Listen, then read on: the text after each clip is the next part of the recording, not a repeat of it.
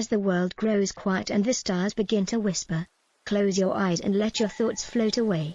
Let the soft glow of the night surround you as we drift into gentle dreams through the magic of the Grimm bedtime stories. Story number 7, The Good Bargain. There was once a peasant who had driven his cow to the fair, and sold her for 7 thalers. On the way home he had to pass a pond, and already from afar he heard the frogs crying. Well, said he to himself, they are talking without rhyme or reason. It is 7 that I have received, not 8. When he got to the water, he cried to them, stupid animals that you are, don't you know better than that? It is 7 thalers and not 8. The frogs, however, stood there. Come, then, if you won't believe it, I can count it out to you. And he took his money out of his pocket and counted out the 7 thalers, always reckoning 4 and 20 groschen to a thaler. The frogs, however, paid no attention to his reckoning, but still cried. What? Cried the peasant, quite angry. Since you are determined to know better than I, count it yourselves, and threw all the money into the water to them. He stood still and wanted to wait until they were done and had brought him his own again. But the frogs maintained their opinion and cried continually, and besides that, did not throw the money out again. He still waited a long while until evening came on and he was forced to go home. Then he abused the frogs and cried, you water splashers, you thick heads, you goggle eyes, you have great mouths and can screech till you hurt one's ears, but you cannot count 7 thalers. Do you think I'm going to stand here till you get done? And with that he went away. But the frogs still cried after him till he went home quite angry. After a while he bought another cow, which he killed, and he made the calculation that if he sold the meat well he might gain as much as the 2 cows were worth, and have the skin into the bargain. When therefore he got to the town with the meat, a great troop of dogs were gathered together in front of the gate, with a large greyhound at the head of them, which jumped at the meat, snuffed at it, and barked, wow, wow, wow. As there was no stopping him, the peasant said to him, yes, yes, I know quite well that thou art saying, wow, wow, wow, because thou wantest some of the meat, but I should fare badly if I were to give it to thee. The dog, however, answered nothing but wow, wow. Wilt thou promise not to devour it all then? And wilt thou go bail for thy companions? Wow, wow, wow, said the dog. Well, if thou insistest on it, I will leave it for thee. I know thee well, and know who is thy master, but this I tell thee, I must have my money in 3 days or else it will go ill with thee. Thou must just bring it out to me. Thereupon he unloaded the meat and turned back again. The dogs fell upon it and loudly barked, wow, wow. The countryman, who heard them from afar, said to himself, hark, now they all want some, but the big one is responsible to me for it. When 3 days had passed, the countryman thought, tonight my money will be in my pocket, and was quite delighted, but no one would come and pay it. There is no trusting anyone now, said he, and at last he lost patience, and went into the town to the butcher and demanded his money. The butcher thought it was a joke, but the peasant said, jesting apart, I will have my money. Did not the great dog bring you the whole of the slaughtered cow 3 days ago? Then the butcher grew angry, snatched a broomstick and drove him out. Wait a while, said the peasant. There is still some justice in the world, and went to the royal palace and begged for an audience. He was led before the king, who sat there with his daughter, and asked him what injury he had suffered. Alas, said he, the frogs and the dogs have taken from me what is mine, and the butcher has paid me for it with a stick. And he related at full length all that had happened. Thereupon the king's daughter began to laugh heartily, and the king said to him, I cannot give you justice in this, but you shall have my daughter to wife for it. In her whole life she has never yet laughed as she has just done at thee, and I have promised her to him who could make her laugh. Thou mayst thank God for thy good fortune. Oh, answered the peasant, I will not have her. I have a wife already, and she is one too many for me. When I go home, it is just as bad as if I had a wife standing in every corner. Then the king grew angry, and said, Thou art a boor. Ah, Lord King, replied the peasant, what can you expect from an ox, but beef? Stop, answered the king, Thou shalt have another reward. Be off now, but come back in 3 days, and then thou shalt have 500 counted out in full." When the peasant went out by the gate, the sentry said, "Thou hast made the king's daughter laugh, so thou wilt certainly receive something good." "Yes, that is what I think," answered the peasant. 500 are to be counted out to me." "Hark thee," said the soldier, "give me some of it. What canst thou do with all that money?"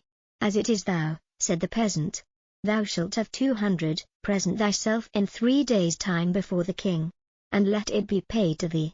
A Jew, who was standing by and had heard the conversation, ran after the peasant, held him by the coat, and said, "Oh, wonder, what a luck child thou art! I will change it for thee. I will change it for thee into small coins. What dost thou want with the great thalers?"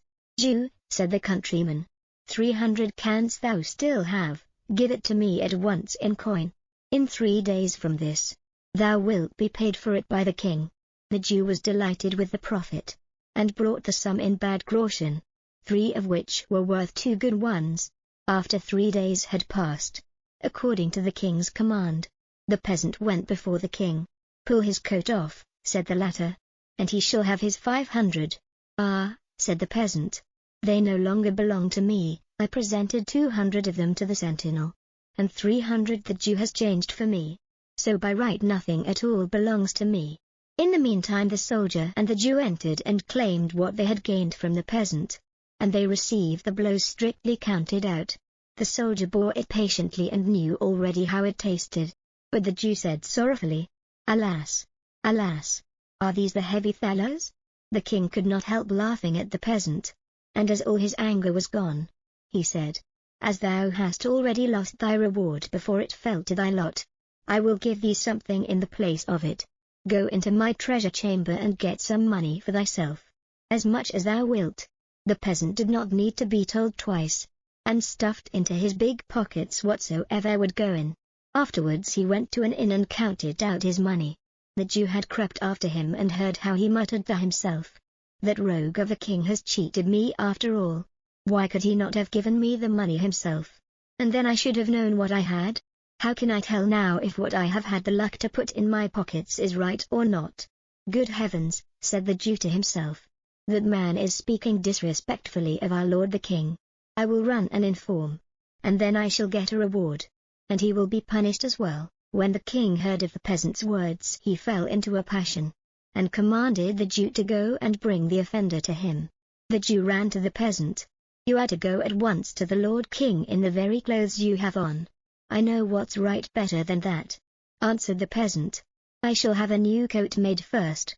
"Dost thou think that a man with so much money in his pocket is to go there in his ragged old coat?" The Jew, as he saw that the peasant would not stir without another coat, and as he feared that if the king's anger cooled, he himself would lose his reward, and the peasant his punishment, said, "I will out of pure friendship lend thee a coat for the short time. What will people not do for love?" The peasant was contented with this, put the Jew's coat on, and went off with him. The king reproached the countryman because of the evil speaking of which the Jew had informed him. "Ah," said the peasant, "what a Jew says is always false, no true word ever comes out of his mouth. That rascal there is capable of maintaining that I have his coat on." "What is that?" shrieked the Jew. "Is the coat not mine? Have I not lent it to thee out of pure friendship, in order that thou might appear before the Lord King?" When the king heard that, he said, "The Jew has assuredly deceived one or the other of us, either myself or the peasant." And again he ordered something to be counted out to him in hard thalers. The peasant, however, went home in the good coat, with the good money in his pocket, and said to himself, "This time I have hit it." Story number 8, The Wonderful Musician. There was once a wonderful musician, who went quite alone through a forest and thought of all manner of things, and when nothing was left for him to think about, he said to himself, "Time is beginning to pass heavily with me here in the forest. I will fetch hither a good companion for myself." Then he took his fiddle from his back, and played so that it echoed through the trees. It was not long before a wolf came trotting through the thicket towards him. "Ah, here is a wolf coming. I have no desire for him," said the musician, but the wolf came nearer and said to him, "Ah, Dear musician, how beautifully thou dost play. I should like to learn that, too. It is soon learnt. The musician replied. Thou hast only to do all that I bid thee. Oh, musician, said the wolf, I will obey thee as a scholar obeys his master. The musician bade him follow. And when they had gone part of the way together, they came to an old oak tree which was hollow inside, and cleft in the middle. Look, said the musician, if thou wilt learn to fiddle, put thy 4 paws into this crevice. The wolf obeyed, but the musician quickly picked up a stone and with one blow wedged his 2 paws so fast that he was forced to stay there like a prisoner. Stay there until I come back again, said the musician, and went his way. After a while he again said to himself, time is beginning to pass heavily with me here in the forest. I will fetch hither another companion, and took his fiddle and again played in the forest. It was not long before a fox came creeping through the trees towards him. Ah, there's a fox coming, said the musician. I have no desire for him. The fox came up to him and said, Oh, dear musician, how beautifully thou dost play. I should like to learn that too. That is soon learnt, said the musician. Thou hast only to do everything that I bid thee. Oh, musician, then said the fox, I will obey thee as a scholar obeys his master. Follow me, said the musician, and when they had walked a part of the way, they came to a footpath, with high bushes on both sides of it. There the musician stood still, and from one side bent a young hazel bush down to the ground, and put his foot on the top of it. Then he bent down a young tree from the other side as well, and said, Now little fox, if thou wilt learn something, give me thy left front paw. The fox obeyed, and the musician fastened his paw to the left bough. Little fox, said he, now reach me thy right paw, and he tied it to the right bough. When he had examined whether they were firm enough, he let go, and the bushes sprang up again, and jerked up the little fox, so that it hung struggling in the air. Wait there till I come back again, said the musician, and went his way. Again he said to himself, time is beginning to pass heavily with me here in the forest. I will fetch hither another companion. So he took his fiddle, and the sound echoed through the forest. Then a little hare came springing towards him. Why, a hare is coming, said the musician. I do not want him. Ah, dear musician, said the hare, how beautifully thou dost fiddle. I too should like to learn that. That is soon learnt, said the musician. Thou hast only to do everything that I bid thee. Oh, musician, replied the little hare, I will obey thee as a scholar obeys his master. They went a part of the way together until they came to an open space in the forest, where stood an aspen tree. The musician tied a long string round the little hare's neck, the other end of which he fastened to the tree. Now briskly, little hare, run 20 times round the tree, cried the musician, and the little hare obeyed, and when it had run round 20 times, it had twisted the string 20 times round the trunk of the tree, and the little hare was caught, and let it pull and tug as it liked. It only made the string cut into its tender neck. Wait there till I come back, said the musician, and went onwards. The wolf, in the meantime, had pushed and pulled and bitten at the stone, and had worked so long that he had set his feet at liberty and had drawn them once more out of the cleft. Full of anger and rage he hurried after the musician and wanted to tear him to pieces. When the fox saw him running, he began to lament, and cried with all his might, Brother Wolf, come to my help. The musician has betrayed me. The wolf drew down the little tree, bit the cord in two, and freed the fox, who went with him to take revenge on the musician. They found the tied-up hare, whom likewise they delivered, and then they all sought the enemy together. The musician had once more played his fiddle as he went on his way, and this time he had been more fortunate. The sound reached the ears of a poor woodcutter, who instantly, whether he would or no, gave up his work and came with his hatchet under his arm to listen to the music. At last comes the right companion, said the musician, for I was seeking a human being, and no wild beast. And he began and played so beautifully and delightfully that the poor man stood there as if bewitched, and his heart leapt with gladness. And as he thus stood, the wolf, the fox, and the hare came up, and he saw well that they had some evil design. So he raised his glittering axe and placed himself before the musician, as if to say, Whoso wishes to touch him, let him beware, for he will have to do with me." Then the beasts were terrified and ran back into the forest. The musician, however, played once more to the man out of gratitude, and then went onwards. Story number 9, The 12 Brothers. There were once on a time a king and a queen who lived happily together and had 12 children. But they were all boys. Then said the king to his wife, "If the 13th child which thou art about to bring into the world is a girl, the 12 boys shall die, in order that her possessions may be great, and that the kingdom may fall to her alone." He caused likewise 12 coffins to be made, which were already filled with shavings, and in each lay the little pillow for the dead, and he had them taken into a locked-up room.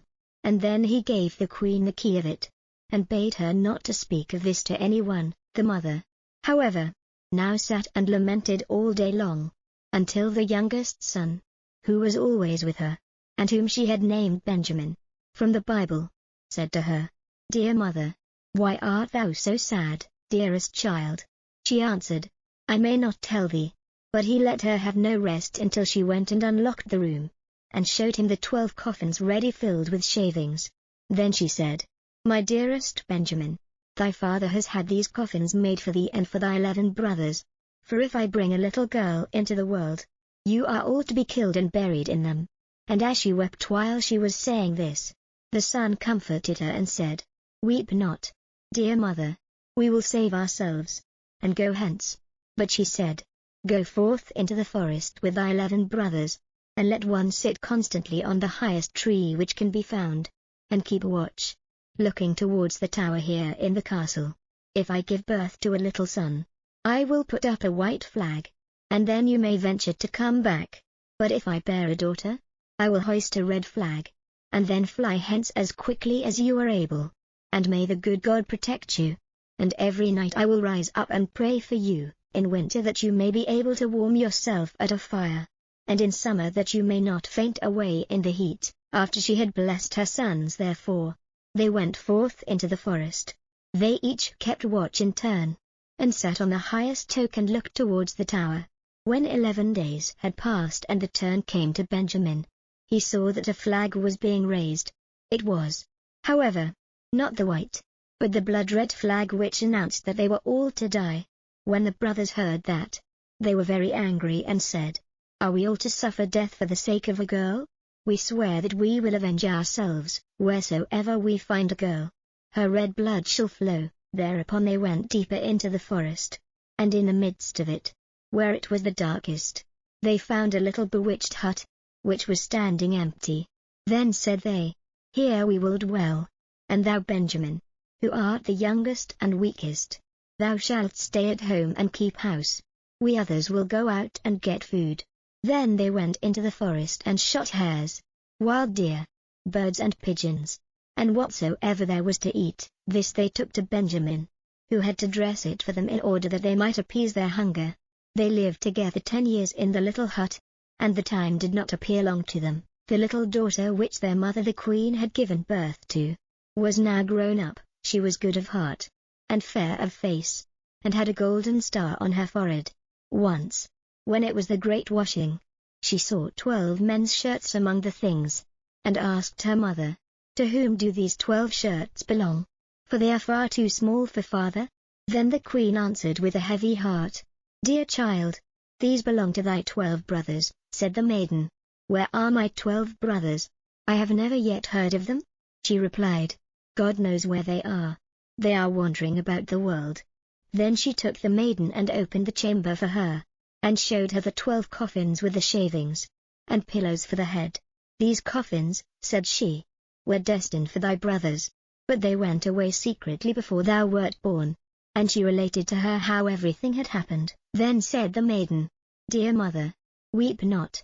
I will go and seek my brothers." So she took the 12 shirts and went forth, and straight into the great forest. She walked the whole day, and in the evening she came to the bewitched hut. Then she entered it and found a young boy, who asked, "From whence comest thou, and whither art thou bound?" and was astonished that she was so beautiful, and wore royal garments, and had a star on her forehead. And she answered, "I am a king's daughter, and am seeking my 12 brothers." and I will walk as far as the sky is blue until I find them." She likewise showed him the 12 shirts which belonged to them. Then Benjamin saw that she was his sister, and said, "I am Benjamin, thy youngest brother." And she began to weep for joy, and Benjamin wept also, and they kissed and embraced each other with the greatest love. But after this he said, "Dear sister, there is still one difficulty. We have agreed that every maiden whom we meet shall die, because we have been obliged to leave our kingdom on account of a girl." Then said she, "I will willingly die, if by so doing I can deliver my 12 brothers." "No," answered he, "thou shalt not die. Seat thyself beneath this tub until our 11 brothers come, and then I will soon come to an agreement with them." She did so, and when it was night the others came from hunting, and their dinner was ready. And as they were sitting at table, and eating, they asked, "What news is there?" Said Benjamin, "Don't you know anything?" "No," they answered. He continued, "You have been in the forest and I have stayed at home, and yet I know more than you do." "Tell us then," they cried. He answered, "But promise me that the first maiden who meets us shall not be killed." "Yes," they all cried, "she shall have mercy. Only do tell us." Then said he, "Our sister is here." And he lifted up the tub, and the king's daughter came forth in her royal garments with the golden star on her forehead, and she was beautiful, delicate and fair. Then they were all rejoiced, and fell on her neck, and kissed and loved her with all their hearts. Now she stayed at home with Benjamin and helped him with the work. The 11 went into the forest and caught game, and deer, and birds, and wood pigeons that they might have food. And the little sister and Benjamin took care to make it ready for them. She sought for the wood for cooking and herbs for vegetables, and put the pans on the fire so that the dinner was always ready when the 11 came. She likewise kept order in the little house, and put beautifully white clean coverings on the little beds. And the brothers were always contented and lived in great harmony with her. Once on a time the 2 at home had prepared a beautiful entertainment, and when they were all together, they sat down and ate and drank and were full of gladness. There was, however, a little garden belonging to the bewitched house wherein stood 12 lily flowers, which are likewise called students. She wished to give her brothers pleasure, and plucked the 12 flowers, and thought she would present each brother with one while at dinner. But at the self-same moment that she plucked the flowers the 12 brothers were changed into 12 ravens, and flew away over the forest, and the house and garden vanished likewise. And now the poor maiden was alone in the wild forest, and when she looked around, an old woman was standing near her who said, "My child, what hast thou done? Why didst thou not leave the 12 white flowers growing? They were thy brothers, who are now forevermore changed into ravens." The maiden said, weeping, "Is there no way of delivering them?" "No," said the woman, "there is but one in the whole world, and that is so hard that thou wilt not deliver them by it. For thou must be dumb for 7 years, and mayst not speak or laugh. And if thou speakest one single word, and only an hour of the 7 years is wanting, all is in vain, and thy brothers will be killed by the one word." Then said the maiden in her heart, "I know with certainty that I shall set my brothers free," and went and sought a high tree and seated herself in it and span, and neither spoke nor laughed. Now it so happened that a king was hunting in the forest, who had a great greyhound which ran to the tree on which the maiden was sitting, and sprang about it, whining, and barking at her. Then the king came by and saw the beautiful king's daughter with the golden star on her brow, and was so charmed with her beauty that he called to ask her if she would be his wife. She made no answer, but nodded a little with her head. So he climbed up the tree himself, carried her down, placed her on his horse, and bore her home. Then the wedding was solemnized with great magnificence and rejoicing, but the bride neither spoke nor smiled. When they had lived happily together for a few years, the king's mother, who was a wicked woman, began to slander the young queen, and said to the king, "This is a common beggar girl whom thou hast brought back with thee. Who knows what impious tricks she practices secretly? Even if she be dumb, and not able to speak, she still might laugh for once, but those who do not laugh have bad consciences." At first the king would not believe it, but the old woman urged this so long, and accused her of so many evil things, that at last the king let himself be persuaded and sentenced her to death. And now a great fire was lighted in the courtyard in which she was to be burnt. And the king stood above at the window and looked on with tearful eyes, because he still loved her so much. And when she was bound fast to the stake, and the fire was licking at her clothes with its red tongue, the last instant of the 7 years expired. Then a whirring sound was heard in the air, and 12 ravens came flying towards the place, and sank downwards. And when they touched the earth they were her 12 brothers, whom she had delivered. They tore the fire asunder, extinguished the flames, set their dear sister free, and kissed and embraced her. And now as she dared to open her mouth and speak, she told the king why she had been dumb, and had never laughed. The king rejoiced when he heard that she was innocent, and they all lived in great unity until their death. The wicked stepmother was taken before the judge, and put into a barrel filled with boiling oil and venomous snakes, and died an evil death. Story number 10, The Pack of Ragamuffins. The cock once said to the hen, "It is now the time when our nuts are ripe, so let us go to the hill together and for once eat our fill before the squirrel takes them all away." "Yes," replied the hen. "Come, we will have some pleasure together." Then they went away to the hill, and on it was a bright day they stayed till evening. Now I do not know whether it was that they had eaten till they were too fat, or whether they had become proud, but they would not go home on foot, and the cock had to build a little carriage of nutshells. When it was ready, the little hen seated herself in it and said to the cock, "Thou canst just harness thyself to it." "I like that," said the cock. "I would rather go home on foot than let myself be harnessed to it." "No, that is not our bargain. I do not mind being coachman and sitting on a box, but drag it myself I will not." As they were thus disputing, a duck quacked to them. "You thieving folks! Who bade you go to my nut hill? Well, you shall suffer for it," and ran with open beak at the cock. But the cock also was not idle, and fell boldly on the duck, and at last wounded her so with his spurs that she also begged for mercy, and willingly let herself be harnessed to the carriage as a punishment. The little cock now seated himself on the box and was coachman, and thereupon they went off in a gallop, with Duck, "Go as fast as thou canst." When they had driven a part of the way they met 2 foot passengers, a pin and a needle. They cried, "Stop, stop," and said that it would soon be as dark as pitch, and then they could not go a step further, and that it was so dirty on the road, and asked if they could not get into the carriage for a while. They had been at the tailor's public house by the gate, and had stayed too long over the beer, as they were thin people, who did not take up much room. The cock let them both get in, but they had to promise him and his little hen not to step on their feet. Late in the evening they came to an inn, and as they did not like to go further by night, and as the duck also was not strong on her feet, and fell from one side to the other, they went in. The host at first made many objections. His house was already full.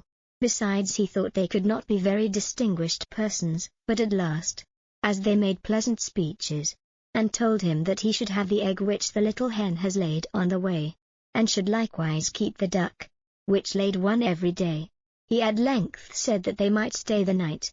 And now they had themselves well served, and feasted and rioted. Early in the morning, when day was breaking, and every one was asleep, the cock awoke the hen, brought the egg, pecked it open, and they ate it together, but they threw the shell on the hearth. Then they went to the needle which was still asleep, took it by the head and stuck it into the cushion of the landlord's chair, and put the pin in his towel, and at the last without more ado they flew away over the heath. The duck, who liked to sleep in the open air and had stayed in the yard, heard them going away, made herself merry and found a stream, down which she swam, which was a much quicker way of travelling than being harnessed to a carriage. The host did not get out of bed for 2 hours after this. He washed himself and wanted to dry himself. Then the pin went over his face and made a red streak from one ear to the other. After this he went into the kitchen and wanted to light a pipe, but when he came to the hearth the eggshell darted into his eyes. "This morning everything attacks my head," said he, and angrily sat down on his grandfather's chair. But he quickly started up again and cried, "Woe is me!" For the needle had pricked him still worse than the pin, and not in the head. Now he was thoroughly angry and suspected the guests who had come so late the night before. and when he went and looked about for them, they were gone. Then he made a vow to take no more ragamuffins into his house, for they consume much, pay for nothing, and play mischievous tricks into the bargain by way of gratitude. Story number 11, The Brother and Sister. The brother took his sister's hand and said to her, "Since our mother died we have had no good days. Our stepmother beats us every day, and if we go near her she kicks us away. We have nothing to eat but hard crusts of bread left over. The dog under the table fares better. He gets a good piece every now and then. If our mother only knew how she would pity us. Come, let us go together out into the wide world." So they went, and journeyed the whole day through fields and meadows and stony places. And if it rained, the sister said, "The skies and we are weeping together." In the evening they came to a great wood, and they were so weary with hunger and their long journey, that they climbed up into a high tree and fell asleep. The next morning, when they awoke, the sun was high in heaven, and shone brightly through the leaves.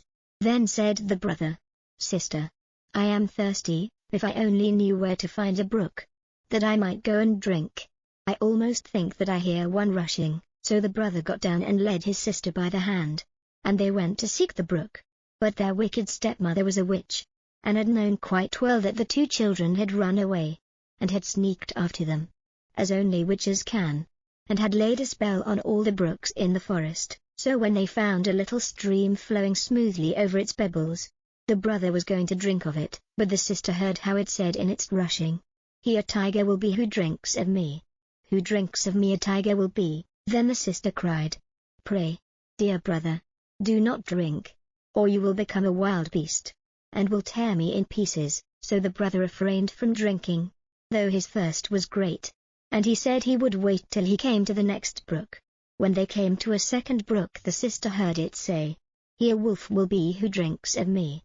Who drinks of me a wolf will be." Then the sister cried, "Pray, dear brother, do not drink, or you will be turned into a wolf, and will eat me up." So the brother refrained from drinking, and said, "I will wait until we come to the next brook, and then I must drink. Whatever you say, my thirst is so great." And when they came to the third brook, the sister heard how in its rushing it said, "Who drinks of me a fawn will be. He a fawn will be who drinks of me." Then the sister said, "O my brother, I pray drink not, or you will be turned into a fawn, and run away far from me." But he had already kneeled by the side of the brook and stooped and drunk of the water, and as the first drops passed his lips he became a fawn, and the sister wept over her poor lost brother, and the fawn wept also, and stayed sadly beside her. At last the maiden said, "Be comforted, dear fawn, indeed I will never leave you." Then she untied her golden girdle and bound it round the fawn's neck, and went and gathered rushes to make a soft cord, which she fastened to him, and then she led him on, and they went deeper into the forest, and when they had gone a long, long way, they came at last to a little house, and the maiden looked inside, and as it was empty she thought, "We might as well live here," and she fetched leaves and moss to make a soft bed for the fawn, and every morning she went out and gathered roots and berries and nuts for herself, and fresh grass for the fawn, who ate out of her hand with joy, frolicking round her. At night, when the sister was tired, and had said her prayers, she laid her head on the fawn's back, which served her for a pillow, and softly fell asleep. And if only the brother could have got back his own shape again, it would have been a charming life. So they lived a long while in the wilderness alone. Now it happened that the king of that country held a great hunt in the forest. The blowing of the horns, the barking of the dogs, and the lusty shouts of the huntsmen sounded through the wood, and the fawn heard them and was eager to be among them. "Oh," said he to his sister, "do let me go to the hunt. I cannot stay behind any longer," and begged so long that at last she consented. "But mind," said she to him, "come back to me at night. I must lock my door against the wild hunters. So, in order that I may know you, you must knock and say, 'Little sister, let me in,' and unless I hear that I shall not unlock the door." Then the fawn sprang out, and felt glad and merry in the open air. The king and his huntsmen saw the beautiful animal, and began at once to pursue him, but they could not come within reach of him, for when they thought they were certain of him he sprang away over the bushes and disappeared. As soon as it was dark he went back to the little house, knocked at the door, and said, "Little sister, let me in." Then the door was opened to him, and he went in, and rested the whole night long on his soft bed. The next morning the hunt began anew, and when the fawn heard the hunting horns and the tally-ho of the huntsman he could rest no longer, and said, "Little sister, let me out. I must go." The sister opened the door and said, "Now, mind you must come back at night and say the same words." When the king and his hunters saw the fawn with the golden collar again, they chased him closely, but he was too nimble and swift for them. This lasted the whole day, and at last the hunters surrounded him, and one of them wounded his foot a little, so that he was obliged to limp and to go slowly. Then a hunter slipped after him to the little house, and heard how he called out, "Little sister, let me in," and saw the door open and shut again after him directly. The hunt noticed all this carefully, went to the king, and told him all he had seen and heard. Then said the king, "Tomorrow we will hunt again." But the sister was very terrified when she saw that her fawn was wounded. She washed his foot, laid cooling leaves round it, and said, "Lie down on your bed, dear fawn, and rest, that you may be soon well." The wound was very slight, so that the fawn felt nothing of it the next morning, and when he heard the noise of the hunting outside, he said, "I cannot stay in. I must go after them. I shall not be taken easily again." The sister began to weep, and said, "I know you will be killed, and I left alone here in the forest, and forsaken of everybody. I cannot let you go, then I shall die here with longing."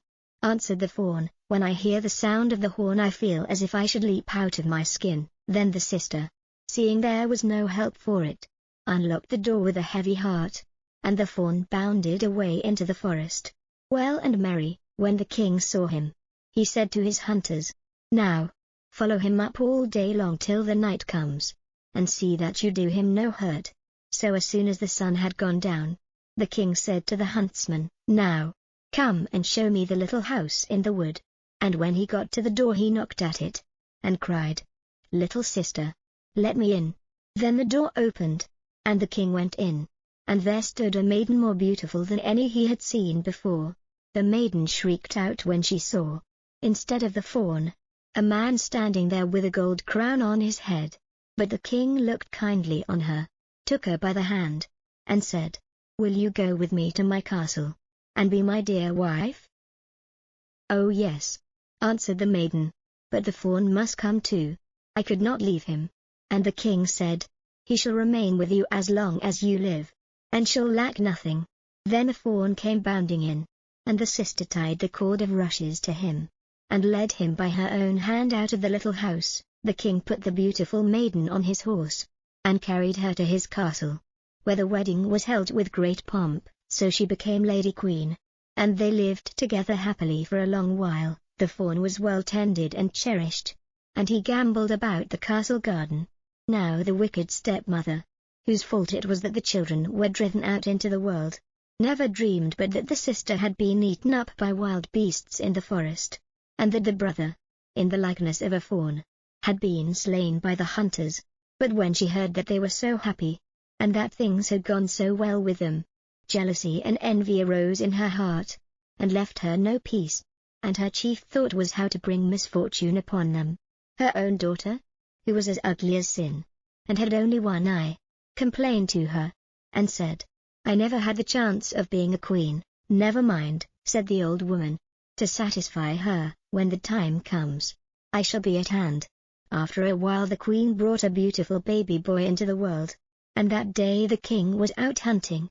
The old witch took the shape of the bedchamber woman, and went into the room where the queen lay, and said to her, "Come, the bath is ready, it will give you refreshment and new strength. Quick, or it will be cold." Her daughter was within call, so they carried the sick queen into the bathroom, and left her there, and in the bathroom they had made a great fire, so as to suffocate the beautiful young queen. When that was managed, the old woman took her daughter, put a cap on her, and laid her in the bed in the queen's place, gave her also the queen's form and countenance, only she could not restore the lost eye. So, in order that the king might not remark it, She had to lie on the side where there was no eye. In the evening, when the king came home and heard that a little son was born to him, he rejoiced with all his heart, and was going at once to his dear wife's bedside to see how she did. Then the old woman cried hastily, "For your life, do not draw back the curtains, to let in the light upon her, she must be kept quiet." So the king went away, and never knew that a false queen was lying in the bed. Now, when it was midnight, and everyone was asleep, the nurse, who was sitting by the cradle in the nursery and watching there alone, saw the door open, and the true queen come in.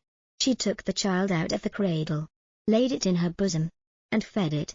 Then she shook out its little pillow, put the child back again, and covered it with the coverlet. She did not forget the fawn either. She went to him where he lay in the corner, and stroked his back tenderly. Then she went in perfect silence out at the door, and the nurse next morning asked the watchman if anyone had entered the castle during the night. But they said they had seen no one, and the queen came many nights, and never said a word. The nurse saw her always, but she did not dare speak of it to anyone. After some time had gone by in this manner, the queen seemed to find voice, and said one night, "My child, my fawn, twice more I come to see, twice more I come, and then the end must be." The nurse said nothing, but as soon as the queen had disappeared she went to the king and told him all. The king said, "Ah, heaven! What do I hear? I will myself watch by the child tomorrow night." So at evening he went into the nursery, and at midnight the queen appeared, and said, "My child, my fawn, once more I come to see, once more I come, and then the end must be." And she tended the child, as she was accustomed to do, before she vanished. The king dared not speak to her, but he watched again the following night, and heard her say, "My child, my fawn, this once I come to see, this once I come, and now the end must be." Then the king could contain himself no longer, but rushed towards her, saying, "You are no other than my dear wife." Then she answered, "Yes, I'm your dear wife." And in that moment, by the grace of heaven, her life returned to her, and she was once more well and strong.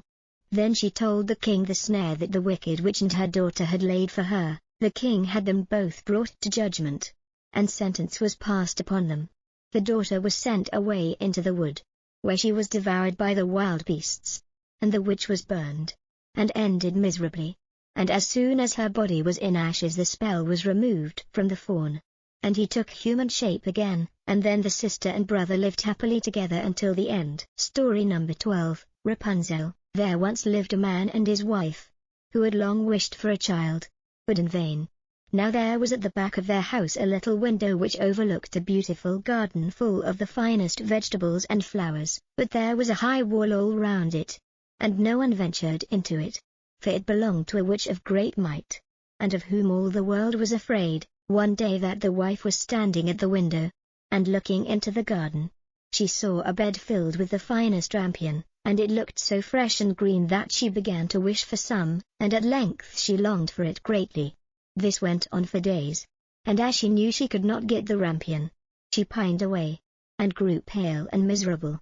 Then the man was uneasy, and asked, "What is the matter, dear wife?" "Oh," answered she, "I shall die unless I can have some of that rampion to eat that grows in the garden at the back of our house."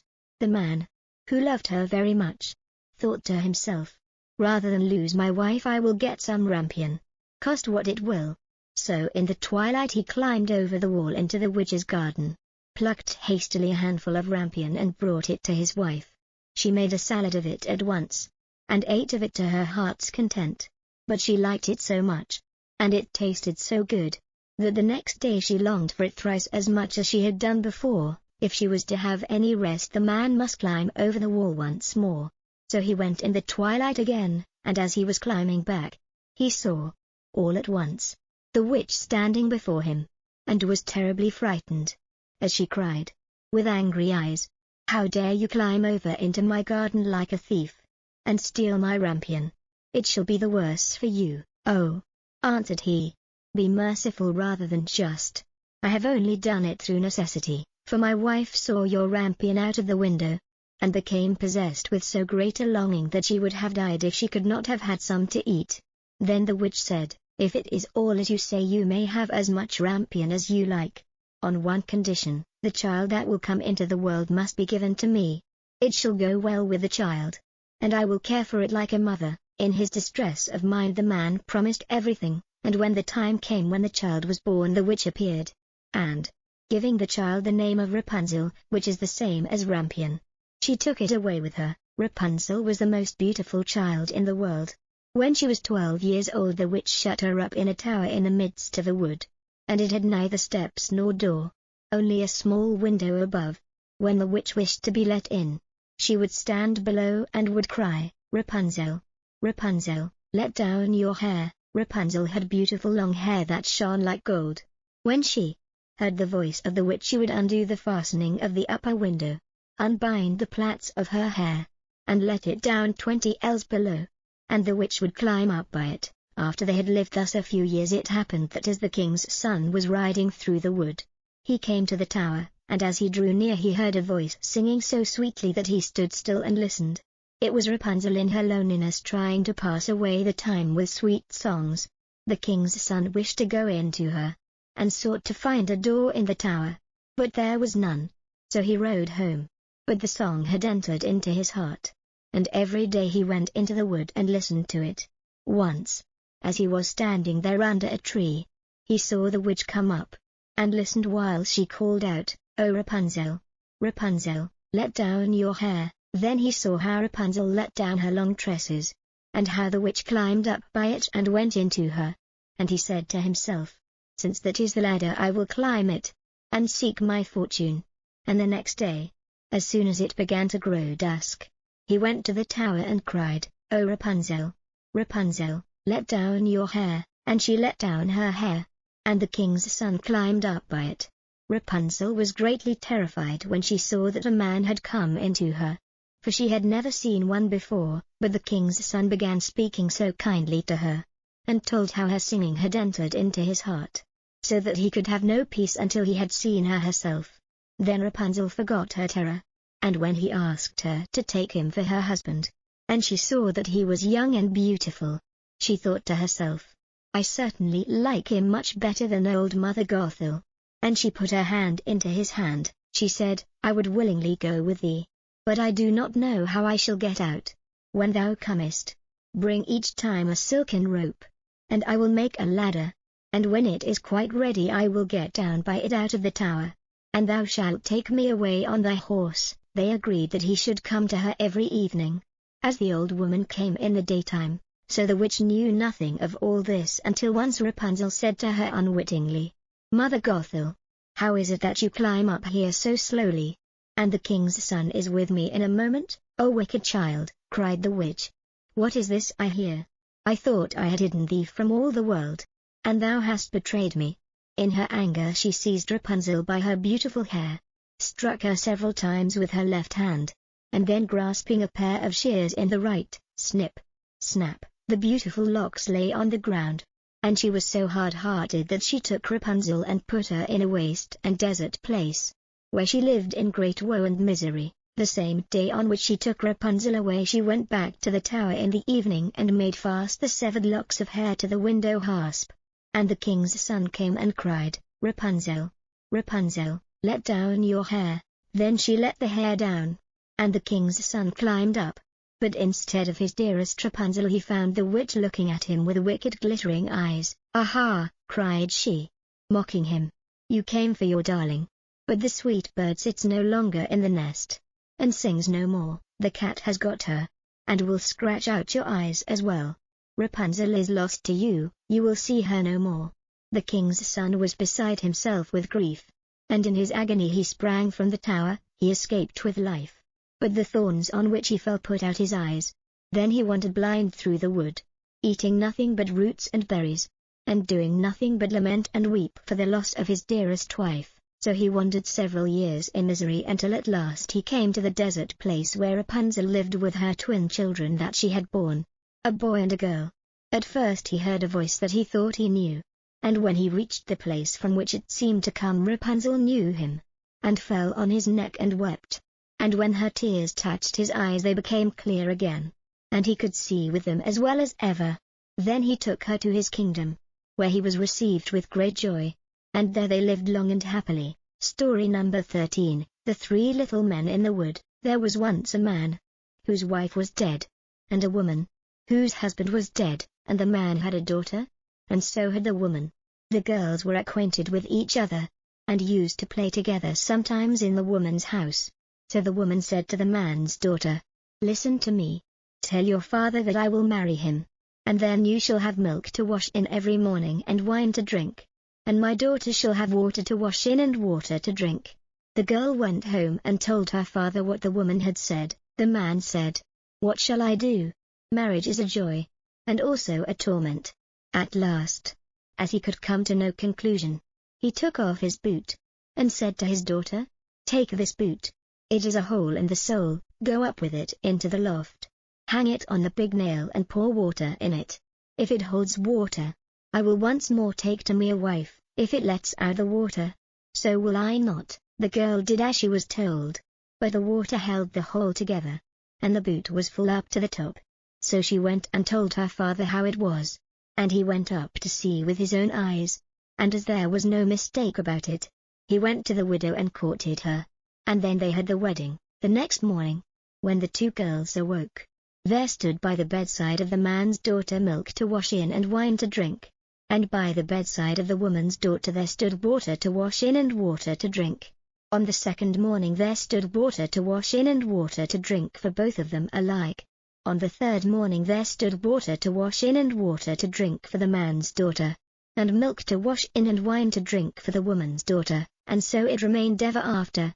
The woman hated her stepdaughter, and never knew how to treat her badly enough from one day to another, and she was jealous because her stepdaughter was pleasant and pretty, and her real daughter was ugly and hateful. Once in winter, when it was freezing hard, and snow lay deep on hill and valley, the woman made a frock out of paper, called her stepdaughter, and said, "Here, put on this frock.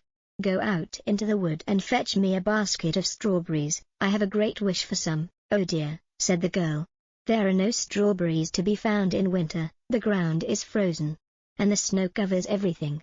And why should I go in the paper frock? It is so cold out of doors that one's breath is frozen, the wind will blow through it, and the thorns will tear it off my back." "How dare you contradict me?" cried the stepmother. "Be off, and don't let me see you again till you bring me a basket of strawberries." Then she gave her a little piece of hard bread, and said, "That will do for you to eat during the day."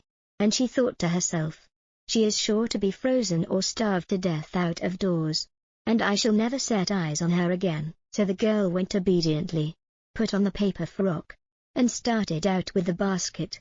The snow was lying everywhere, far and wide, and there was not a blade of green to be seen. When she entered the wood she saw a little house with three little men peeping out of it. She wished them good day, and knocked modestly at the door.